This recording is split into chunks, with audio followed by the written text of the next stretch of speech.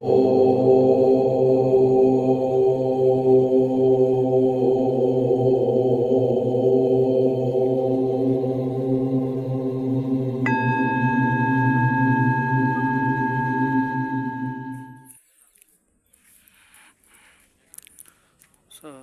ఈ దేవాలయం అనేది ఏదైతే ఉందో పెదకల్లేపల్లి స్నానఘట్టాల దగ్గర ఉన్నటువంటి శివాలయము. సో ఈ శివాలయం దగ్గర మీరు చూస్తే పెదకల్లేపల్లి చెరువు, ఇప్పుడు మామూలుగా మనకు ఒక సామెత ఉంది, అది కడుప కల్లేపల్లి చెరువు అని. అది ఎందుకు వచ్చేదంటే అంత సామెత చూడండి, ఆ చెరువు ఎంత పెద్ద చెరువు ఉందో మీకు స్పష్టంగా అర్థమవుతుంది. సో ఈ చెరువు, ఈ స్నాన ఘట్టాలు ఏవైతే ఉన్నాయో స్నాన ఘట్టాల దగ్గర నుంచి మనకి ఎదురుగా శివలింగం కనబడుతుంది. సో ఇలా ఏవైతే మనం చేసిన ప్రచారం అనేది ఏదైతే ఉందో ఇక్కడ మీకు స్పష్టంగా కనబడుతుంది. దేవాలయ పరిసర ప్రాంతాల్లో అన్యమత ప్రచారాల నిషేధం, అతిక్రమించిన వారు ఐపీసీ సెక్షన్ 150A మరియు హిందూ దేవాదాయ చట్టము 30/1987, 746, 747 జీవో ప్రకారం శిక్షార్హులవుతారు హిందూ సంఘాలు.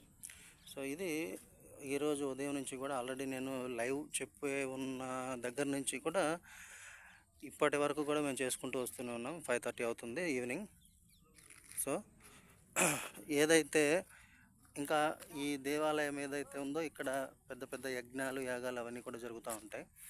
సో ఇలాంటి దేవాలయాల్ని వీలైనంత వరకు టార్గెట్ చేసి, మీరు గమనించండి, కాదేది మత ప్రచారానికి అనర్హం అనే రీతిలో ఈ క్రైస్తవ ఉన్మాద సన్నాసులు వీలైనంత వరకు ఇలాంటి సన్నాసి ప్రచారాలన్నీ చేస్తూ మన హిందూ బంధువులను మత మార్పిళ్ళు చేసే దిశగా వీలైనంత కృషి చేస్తారు.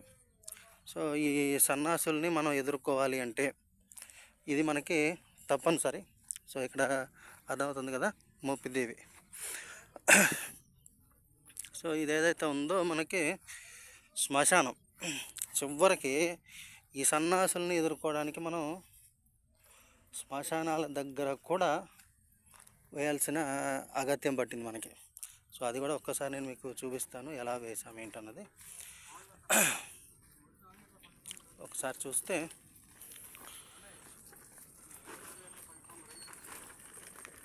సో చూశారు కదా, ఈ ఎదురుగా కనబడుతున్నది ఇది శ్మశానం. శ్మశానం దగ్గర కూడా వేయటం జరిగింది.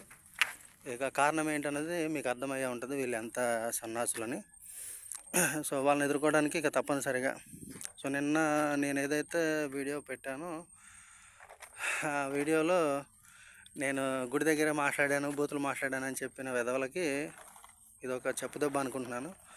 సో ఆ సన్నాసుల్ని ఎవరైతే ఉన్నారో వాళ్ళని కంట్రోల్ చేయడానికి మీరు ఈ వీడియోలో కనుక చూస్తే చాలా చోట్ల ఇదే ఊరిలో సర్కిల్లో నేను చెప్పినటువంటి లవడాపాల్ అనేవాడు ఎవడైతే ఉన్నాడో వాడి పోస్టర్లు ఇందులో కూడా ఉన్నాయి. సో ఆల్రెడీ వీడికి సంవత్సరం క్రితం ఒక వీడియో పెట్టాము, 2 సంవత్సరాల క్రితం నుంచి కూడా ఈ వెధవలకు చెప్తూనే ఉన్నాం, దేవాలయాల దగ్గర చేయొద్దురా అని. అయినా సరే చేసుకుంటూ వస్తున్నారు. సో దానికి ఒక సొల్యూషన్ అనేది మేము ఆలోచించుకున్నాం.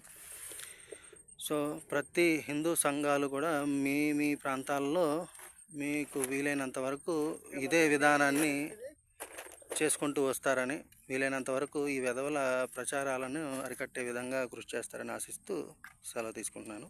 Thank you. జై శ్రీరామ్. భారత్ మాతాకి జై.